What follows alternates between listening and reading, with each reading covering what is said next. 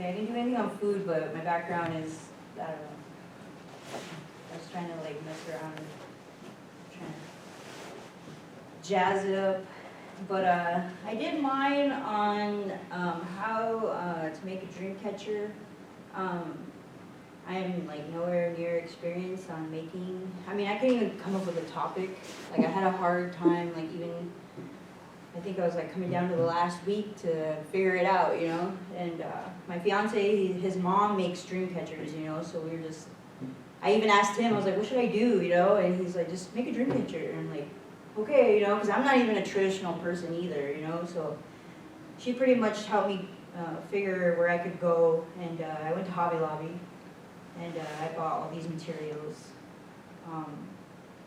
Yeah.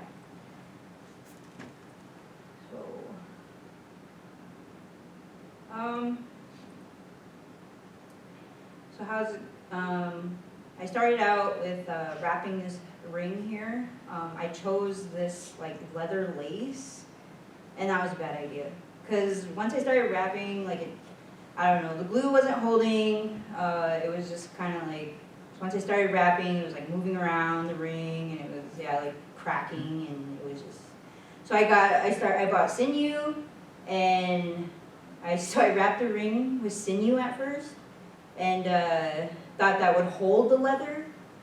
That was just, I don't know, I was like, it was getting crazy. So I went back to Hobby Lobby, and I got a better glue and different materials, and I just kept the sinew there, and then I used this different type of lace. It was like suede or something, and it worked.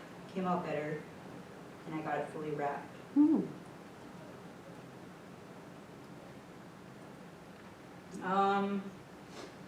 So like my mother-in-law was just, you know, kind of sharing with me some of like, you know, the history of a dream catcher, you know, and this is what she shared, like, this is what she shares every time she like sells a dream catcher.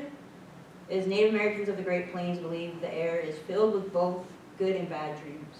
According to legend, the good dreams pass through the center hole to the sleeping person, and the bad dreams are trapped in the web, where they perish in the light of dawn. So historically, dream catchers were hung in a teepee or lodge or on a baby's cradle board. So yeah, the good things, you know, was willing to trust the process, building relationships, being creative. And then my downfalls was, you know, the materials. So, and then she did mention while making, you know, a dream catcher, you gotta be in like good spirits, you know, you gotta have good thoughts and what you put into it, you know, you gotta. So the next thing was the webbing. I had a hard time figuring it out because we were doing it over Google Meets, so I could barely even see what she was trying to show me. But I figured it out. I got it down, the webbing process. I added some beads in there. And yeah, this was like, I was gluing that, and this is how it kind of turned out, the webbing part of it.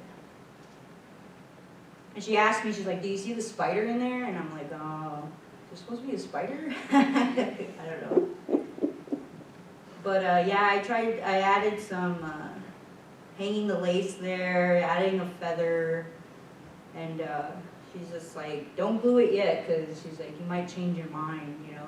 And I did. I ended up changing it around and adding something in the middle. Would that be like a ornament? I don't know. But I added some feathers, and yeah, this is my final first ever dream catcher I made. So. Cool.